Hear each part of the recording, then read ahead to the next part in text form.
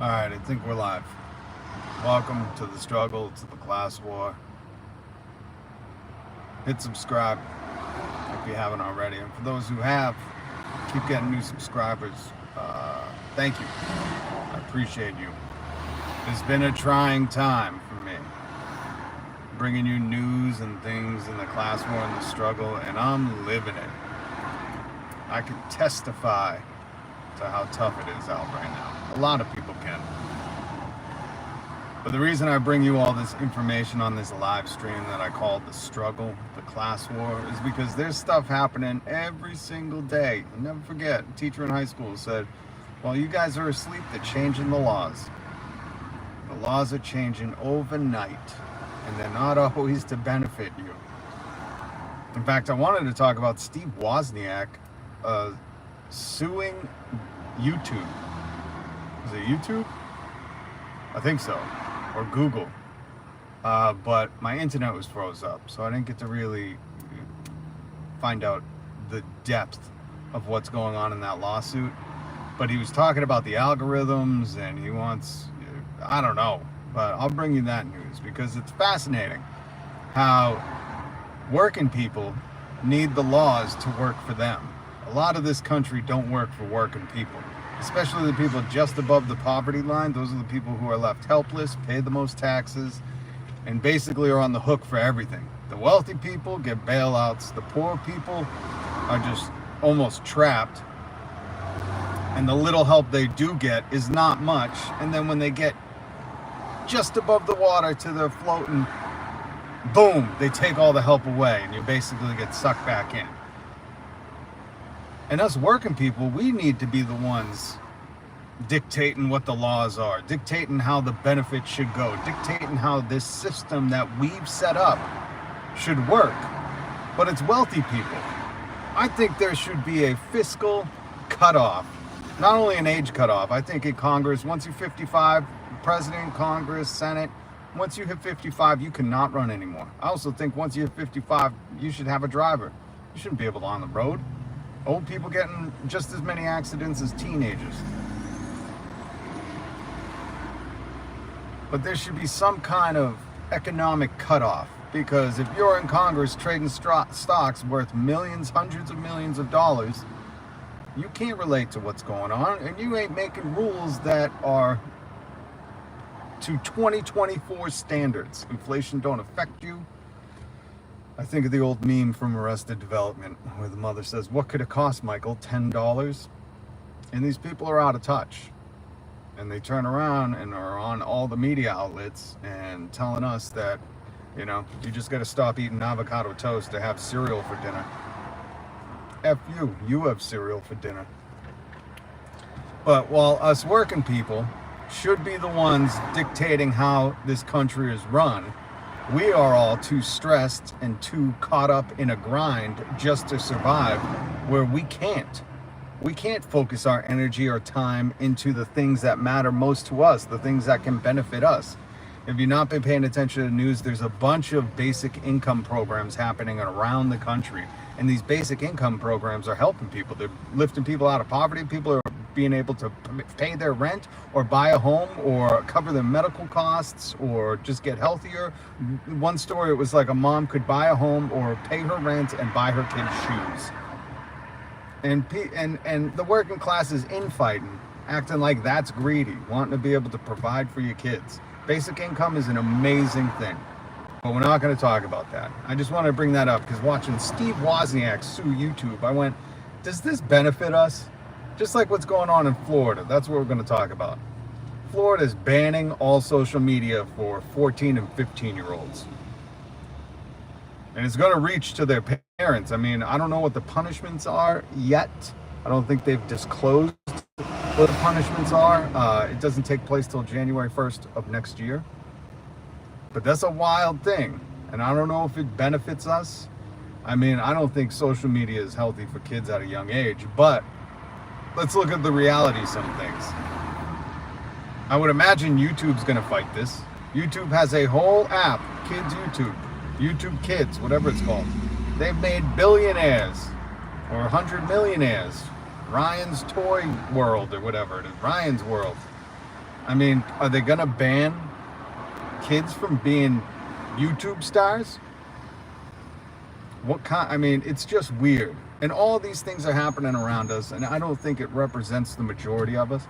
I'm curious to know if people think at 14 or 15, kids should be able to have a YouTube channel, whatever other social media outlets there are, TikTok, all this stuff. I mean, I get that it's bad. I get that there's cyberbullying, so I'm all for that.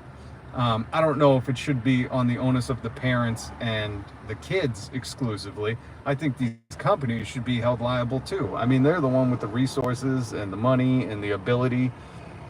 Right now, if you want to get an account, there's no checks and balances. We saw that with Twitter when Elon Musk sold those blue check marks. Anyone could be anyone. There were people pretending to be, what was that insulin company, saying all insulin's free now. Just kidding. People were pretending to be Coca-Cola. They were pretending to be Chiquita Banana, saying we haven't invaded a country since the 50s. I have a YouTube video on that. If you want to see, it's called Twitter's Greatest Day. Go watch it. I put together a collage, a montage of all the tweets. So I don't know how people feel about that. I mean, I don't want my 14 or 15-year-old on social media, and I'm going to do my best to fight it until they're older. But again, I think there needs to be some responsibility on the adults and the companies. So it needs to be like a partnership. And Ron DeSantis has just outlawed it. He passed it, signed the bill, whatever it is. And my hesitation with this stuff, because Ron DeSantis doesn't have a good track record. This dude is not notoriously or is not well known for being for the people. In fact, a lot of the things, if you look at how Florida's gone since he's taken over, and I got two people that live down there at least that I know of, it's not great. And that's what concerns me, and that's why I do this live stream, because there are things that we need to be aware about that are changing every day that all of a sudden could affect you, and maybe it wasn't even on your radar. And that's the whole point of government. That's the whole point of the system we drew up, was that it's for the people, by the people. They're representatives because they're supposed to represent us. And I think the debate about social media for teens is a good one to be had. But I don't know if it was put on the ballot and voted on, because that's usually how things should go. I don't like when there's these executive orders or these far-reaching dictatorship feeling things that come down the pipeline. I think, to the ballot should be one of the ways we vote on the new rules, the new laws. And it's frustrating because a lot of the stuff that's set up either isn't done like that, or there's such heavy money involved. I mean, and that's why I don't know if Florida's thing will stay. I'm assuming there's going to be a court case over it, because if YouTube has anything to say, I'm sure there's a ton of kids that have YouTube accounts in Florida, the Gator kids or whatever they are, wrestling gators, and who knows. But I would imagine there's a lot of people in Florida. Hey, what's up? Companies that fail to do so could be sued on behalf of the child who creates an account on the platform. The minor could be awarded up to $10,000 in damages, according to the bill. Companies to be found in violation of the law would also be liable to up to $50,000 per violation, as well as attorney fees and court costs. See, that's interesting. And go follow Aerial Vectors, everybody that watches this now or watches it later. So it looks like the minor could be awarded $10,000 in damages for companies that fail to not allow them or delete their account, and the companies found in violation would be liable for up to $50,000. Now, my issue with that is like $50,000 to YouTube, TikTok, Facebook, or Twitter. Well, Twitter, you'd never see that money. Elon Musk doesn't pay his own rent in San Francisco. And in that article, if you haven't seen it, the landlords were like, what can we do? He's the richest man on earth. He could just hold us in court forever. They're like, he's so rich, he doesn't have to pay rent and can get away with it. What a scumbag. But I think I think a fine is only a punishment for the poor. If there's a crime and the punishment is a fine, it's only a crime for the poor. Because if YouTube, TikTok, I mean, 50,000 is a drop in the bucket. They're not going to care, and they probably have lawyers to fight that stuff. And that's what I mean by like this live stream. I want to bring stuff to people to make them aware of what's going on every single day. Gabe, do you know if it was voted on or if it was just signed into bill? That's what at least I think. It was just signed into bill from the article I read. That Governor DeSantis just signed it into bill. It was not like a majority rule. There was no polling done. There was nothing that I read that said like this is the people's will, the will of the people, which is insane. It's insane how many things in this country are not done by like a majority vote, that are not done by like what the majority of people want. This is not stuff done by the will of the people. We have wealthy people, politicians left and right, making decisions that usually benefit them at the end of the day. Let's be honest. I haven't figured out how this Ron DeSantis thing benefits him yet, but if I had a wild guess, I'd say the young people probably aren't thinking he's too popular. Maybe they're, mad that he's banning books and kind of going all alt-right extreme. And how do young people communicate? Social media. And, that is the new kind of counterculture movement. Why do you think they're trying to ban TikTok? At the same time they're trying to ban TikTok, I believe like a lot of the stockholders have, a lot of the stockholders, a lot of Congress holds stock in these other social media companies. So it's no doubt, it's usually you just got to follow the money. And in this case, I would imagine Ron DeSantis, just like back in the 60s and 70s where Nixon criminalized cannabis and he knew he could lock up a lot of his dissidents. I would think Ron DeSantis knows that if he puts a social media ban on these young kids, I think there's more to it, but let's just say, hypothetically, let's Ben Shapiro here, let's say that Ron DeSantis doesn't want any dissenting opinions.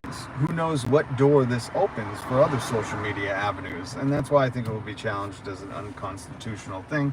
But again, when the people in power only want to protect themselves and do not care what the will of the people want, what are you going to do? What are you going to do? That's my biggest issue with some of this stuff. I'm going to look up the Steve Wozniak lawsuit where he's suing YouTube and Google, I think. And the interview that kept freezing on me, so I couldn't watch the whole interview, was interesting because he said, I want them to show me the algorithms. I want to see if the algorithms, protect people's data or is selling it, and I don't know what else. But I wanted him to talk about the algorithms for promoting Mr. Beast. Come on, Woz, get in there. Co-founder of Apple, get in there. And look at those algorithms. I'm sure he's got some beautiful mind where he sees the algorithms and he's like, that meme where all the math is coming at you. And you can just decipher it just by looking at the zeros and ones. And he's like, oh, yeah. It's like a different language to him. I might wrap this up. I've had a tough one. This day has been brutal. Yesterday was brutal.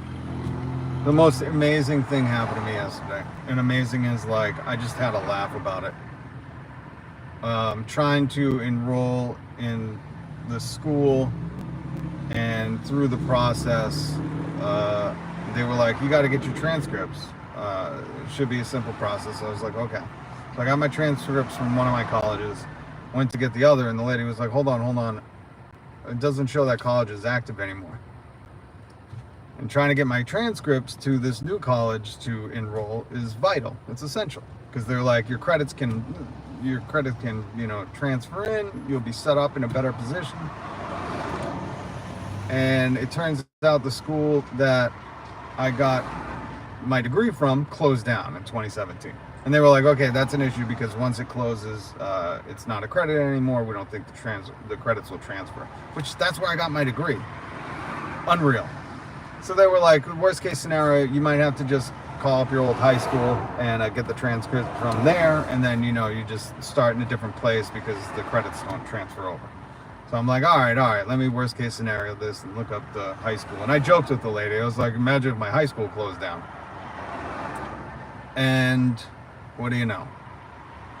I looked up my high school closed the year after my college closed. Everything closed. So my whole entire education history, my high school graduation, my college graduation, disappeared in the blink of an eye.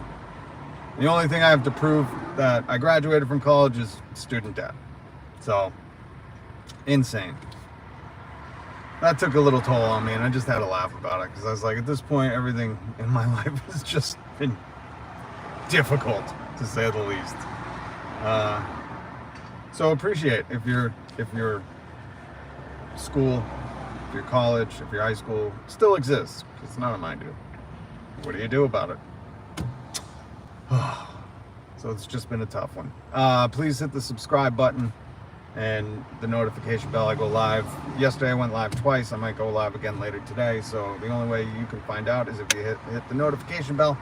I appreciate everybody who has subscribed. It means the world to me, especially right now with all the stuff me and my family are going through. So thank you so much. And I'll be on later. Peace.